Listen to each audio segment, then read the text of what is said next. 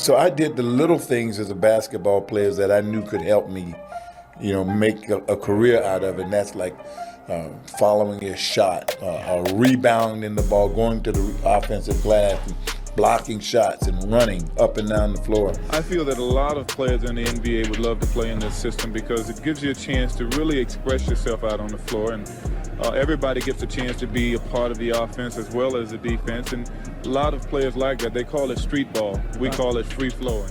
When the 1980s ended, the NBA told you a story. They told you about Magic Johnson and Larry Bird. They told you about Michael Jordan, but they left out the most important part. They left out the guy who scored more points than anyone else in the entire decade. His name is Alex English. He scored 21,018 points in the 1980s. More than Magic, more than Bird, more than Jordan, more than everyone. And the NBA does not care. This is how the league chose to bury him. Let me start with the numbers because the numbers do not lie and numbers cannot be debated. When you add up every single point scored in the NBA from January 1980 through December 1989, one name sits at the absolute top of that entire list. Alex English. He scored 21,018 points in those 10 years. More than Magic Johnson, more than Larry Bird, more than Michael Jordan, more than everyone else. The second place scorer, Moses Malone, scored 19,082 points. That is a gap of nearly 2,000 points. 2,000. That is an entire season of elite scoring production. English did not just win the scoring race of the decade, he lapped the field. But here is where it gets worse. Larry Bird, the golden boy of the 1980s, the guy the media loved, scored 17,899 points in that same 10 years. English outscored him by over 3,000 points. 3,000 points more. Adrian Dantley scored 18,157 points. English beat him. Dominique Wilkins, who everyone called the human highlight film because of his dunks, scored around 15,000 points in the 80s. English beat him by 6,000 points. And Michael Jordan? Jordan didn't even enter the league until 1984, so he missed nearly half the decade. English's 21,018 points stand alone at the top, untouched, unmatched, ignored. This is the stat that should have made him a household name. Instead, it made him invisible. English was not some one-year wonder. He was not a guy who had one hot season and then faded away. From 1981 through 1989, he averaged 25.9 points per game. In the 1982 to 83 season, he led the entire league in scoring with 28.4 points per game. Think about that for a second. He was the best scorer in the NBA that year. Nobody argues about that, but somehow nobody remembers it either. The thing that makes English different from every other high-volume scorer is that he did it with a consistency that is almost impossible to understand. He was the first player in NBA history to score 2,000 points in 8 consecutive seasons, 8 years in a row of 2,000 points. Karl Malone later matched that record. LeBron James eventually beat it, but English did it first. Look at those seasons.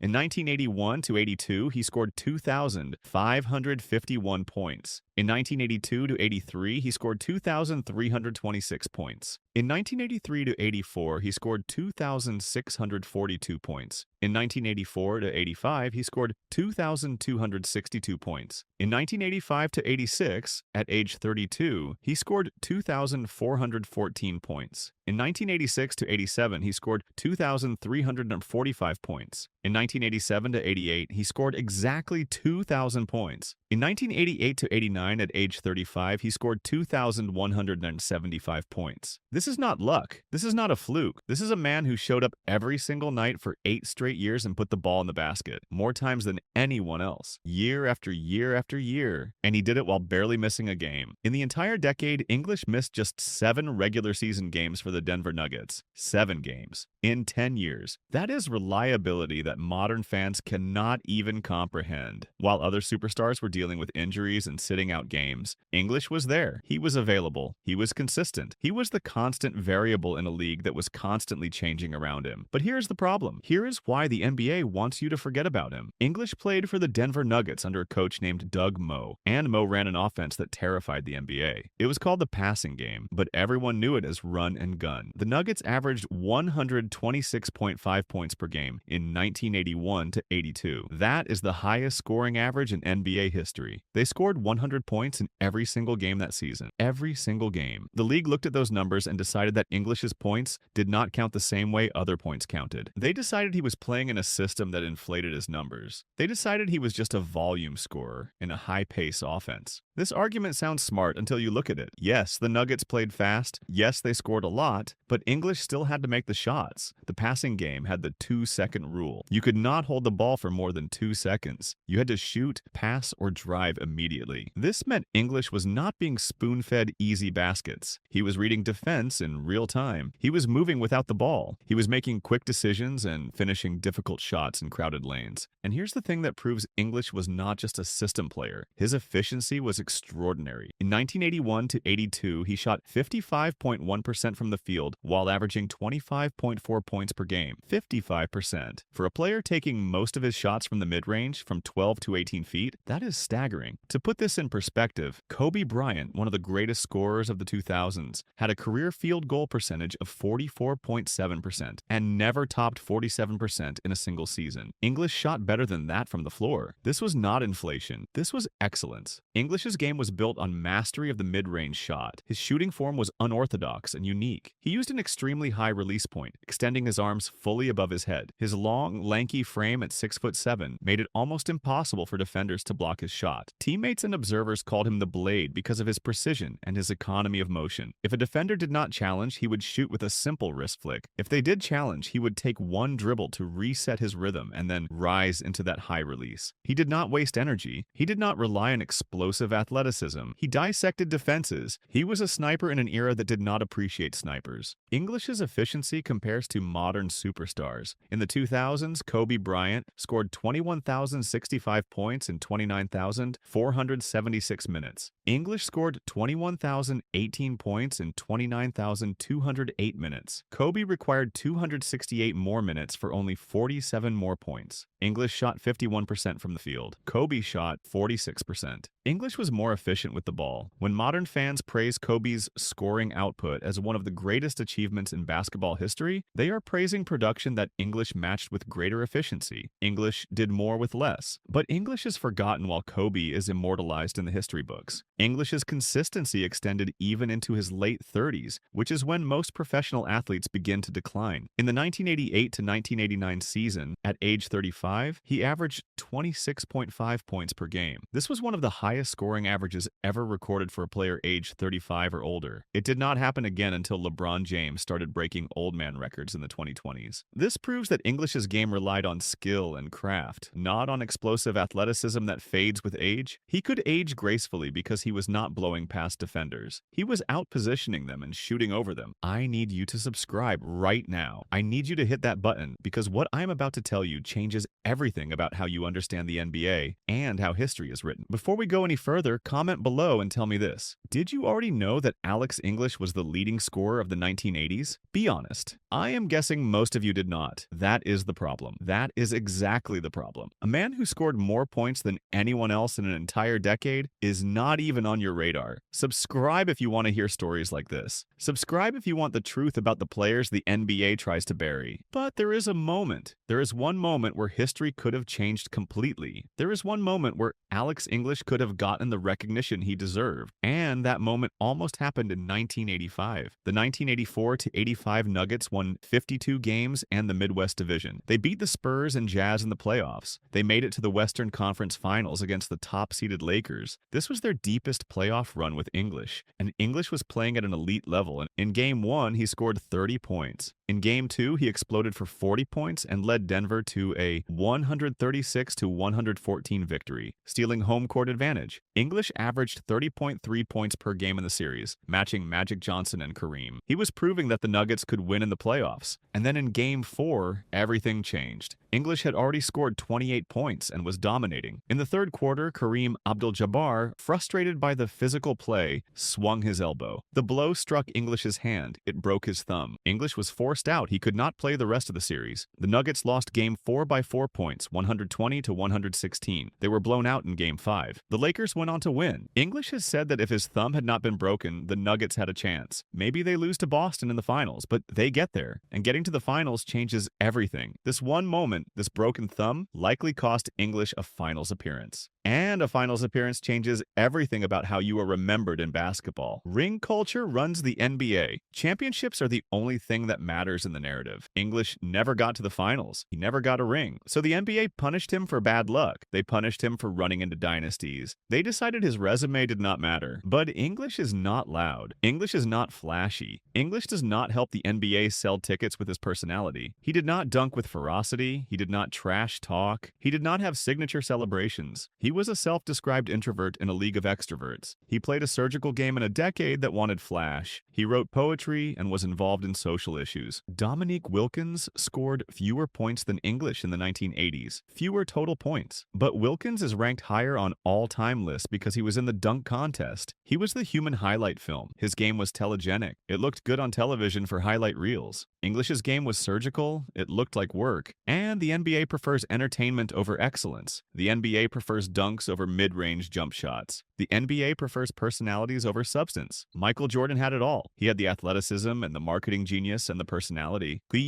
Dominique Wilkins had the dunks. He had the highlight reel moments. Alex English had the points. He had the efficiency. He had the consistency. But he did not have the brand. And without the brand, you disappear. Geography matters too. Denver is not Los Angeles, Boston, New York, or Chicago. Playing in the Mountain Time Zone meant Nuggets games often ended after East Coast sports writers had filed their stories. Without a championship to force national attention, English remained a regional star. He was respected by peers but did not penetrate national consciousness like Bird, Magic, and Jordan. When his playing days ended, his cultural footprint faded almost immediately. English had minor endorsements, a Miller Lite commercial, but he never got the national campaigns that cement a player in casual fans' memories. Without those deals, without that visibility, he faded away. And then came the snubs that made it official. In 1996, the NBA released its 50 greatest players list. English was left off. He was the 7th leading scorer in NBA history at that time, and he was not on the list. This was shocking to people who understood the numbers, but not to people who understood the narrative. The narrative said Bird and Magic and Jordan. The narrative said championships. The narrative said flashiness. The narrative had no room for a quiet man from Denver who scored more points than anyone else in an entire decade. And then in 2021, the NBA released its 75th anniversary team. 25 years had passed. The league had time to reconsider. The league had perspective. The league had all the information they needed to make the right decision. And they snubbed English again. After 25 years, they still did not want him on their list. This is not an accident. This is a choice. The voting process for these lists suffers from two major biases: recency bias and ring culture. These are the forces that have erased English from history. Younger voters in 2021 did not grow up watching English play. They did not know his game firsthand. They knew the history they had been taught. They knew Jordan and Magic and Bird. They knew the pantheon that the NBA had already decided upon. English, having retired in 1991 and coached quietly afterwards, was not top of mind. He criticized the voting process himself, saying that younger voters might not remember him or know about his game. He was right. Ring culture is the second problem. The NBA discourse has increasingly focused on championships as the only validator of greatness. English never reached the finals, but players with lower stats but with rings made the list. James Worthy made it. Kevin McHale made it. Robert Parrish made it. These players are not better scorers than Alex English. They did not score more points in a decade than Alex English, yet they are remembered while English is forgotten. George Karl, a legendary coach who worked with English, called him the best player in Denver Nuggets history before Nikola Jokic arrived. Rick Barry, a Hall of Famer known for his critical eye, texted English to express his deep disappointment at the snub. These men knew. These men understood what English meant to basketball, but their voices did not matter because the narrative had already been written and locked in place. Alex English is the ghost of the 1980s, not because he is dead, but because the living have chosen to look right through him and erase him from history. He is a victim of system stigma, ring culture, and marketing bias. He is a victim of playing in the wrong city at the wrong time with the wrong personality for the era. He is a victim of an NBA that values flash over substance, championships over consistency, and narrative over actual numbers. But here's the thing about Alex English that matters most. He knows who he is. He knows what he did. He scored more points than anyone else in the 1980s. He was the most efficient, high-volume scorer of his era. He played with integrity and skill and precision. He did not need the NBA NBA's approval then, and he does not need it now. The numbers are still there. The records are still there. The truth is still there. The NBA tried to bury him, but you cannot bury 21,018 points. You cannot bury 8 consecutive 2,000-point seasons. You cannot bury a 55% field goal percentage. You cannot bury the first player in history to accomplish this feat. The truth is always there if you look for it. Comment below and tell me if Alex English is the most ignored superstar in basketball history. Is there anyone else who scored this much and gets remembered this little? Subscribe if you want more stories like this. Subscribe if you want the real history of the NBA, not the history the league wants you to believe. The blade cut through the golden era. Sharp and silent and largely unseen, it is finally time to see him.